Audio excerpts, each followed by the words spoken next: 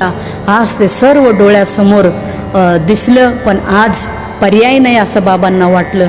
नारायणगडाचं दर्शन घेतलं शेवटचं, आणि आज बाबा नारायणगड सोडून निघालेले आहेत. त्यावेळेस लोक रडायला लागलीत, आंधळे पांगळे लोक रडू लागले. बाबा तुम्ही जाऊ नका, तुम्ही गेलात तर आम्ही कोणाच्या भरोश्यावर इथं राहायचं.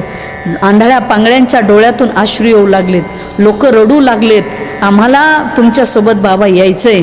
आज गाई वासरंसुद्धा हंबरू लागलेली आहेत, बाबा चाललेले आहेत. प्रत्येकाच्या डोळ्यामध्ये अश्रू आहेत. अनेकाला दुःख झालेलं आहे की आपण एवढ्या मोठ्या महात्म्याला मुकणार आहोत. पक्ष्यांचा किलबिलाट सुरू झालाय, सूर्य मावळायची वेळ झाली. आंधळे पांगळेसुद्धा म्हणतात बाबा आम्हाला तुमच्यासोबत यायचं, कारण बाबांनी आंधळ्या पांगळ्यावर सुद्धा माया केली होती. जे का रंजले गांजले त्यासी म्हणे जो आपुले, तोची साधू ओळखावा देव तेथेच जाणावा, असे बोलणार असे जाणवणारे भगवान बाबा. बाबा निघाले. भगवान बाबाची उंची जी एवढी वाढली, भगवान बाबा एवढे आदर्श जीवनामध्ये ठरले. अनेक लोकांनी भगवान बाबाला त्रास दिला, तरी पण भगवान बाबा त्याला काही बोलले नाही. आणि ज्यांनी बाबाला त्रास दिला त्यांचं वाटोळ व्हायचं, त्यांचं ते झालं. साधू स्वतःच्या तोंडातून कधीही शाप देत नसतात, तो आपोआप लागत असतो. म्हणून देवा संत वृंद नमस्कारे जे, का घडे तरी पूजेजे, हे वाचून केवी निंदेचे स्वे वाचा. घडलं तर एखाद्या संताची पूजा करा, नमस्कार करा, पण नाही घडलं तर विनाकारण साधूला त्रास देऊ नका. त्याची फळं आपल्याला आपल्या आयुष्यामध्ये भोगावी लागतात. कधीच जीवनामध्ये चुकत नाही साधूला दिलेला त्रास. आणि बाबा एका साईडला गेले. काय तो प्रसंग असेल, म्हणले ज्या गोष्टीमुळं आपल्याला बदनाम व्हायची वेळ आली ती गोष्टच संपून टाकू. भगवान बाबाचं आयुष्य बघा, भगवान बाबांनी स्वतःचं अंग कापलं.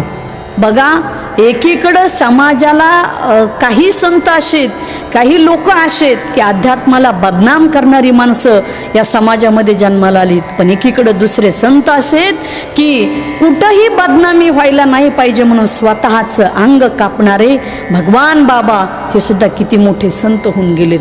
बघा रक्ताचा पाठ सुरू झाला. जवळचा माणूस बाबा कसे काय येणार म्हणून पाहायला गेला. पाहतोय तर सर्व रक्त सांडलेलं आहे. आणि तो गेला, ओरडला, पळा धावा, बाबा हे तुम्ही काय केलं. एक विचार करा, साधं हाताला जर बोटाला जर काही कापलं तर किती वेदना होत्यात, पायाला ठेच लागली तर किती वेदना होत्यात.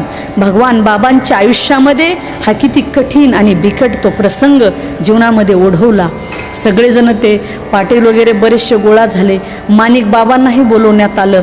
आणि त्या काळामध्ये भगवान बाबांच्या जवळ जे खांब्याचे काही लोक आले आणि सर्वांनी बाबाच्या जवळ ती परिस्थिती पाहिली. सगळ्यांच्या डोळ्यात अश्रू आले आणि डोळ्यातून अश्रू वाहू लागले. सगळ्यांना मनाला दुःख झालं की भगवान बाबा तुम्ही आपल्या आयुष्यामध्ये हे का केलं बाबा, म्हणून सगळे रडू लागले. सगळ्याच्या डोळ्यात आज अश्रूंचा पूर आलेला आहे. आणि शेवटी भगवान बाबांनी नाथा नावाचा एक मिसाळ म्हणून होते, नाथा मिसाळ, त्यांना म्हटले ज्ञानेश्वरी वाचा. ज्ञानेश्वरी वाचायला लावली, पण बाबाला ज्ञानेश्वरी ऐकायला येईना. त्यावेळेस भगवान बाबाने सांगितलं नाथा ती ज्ञानेश्वरी माझ्या छातीवर ठेव. आणि भगवान बाबांनी ती ज्ञानेश्वरी स्वतःच्या छातीवर घेतली आणि ज्ञानोबा ज्ञानोबा ज्ञानोबा असं 3 वेळेस भगवान बाबांनी शब्द उच्चारले आणि आपलं जीवन हे अनंतात बाबाने विलीन केलं.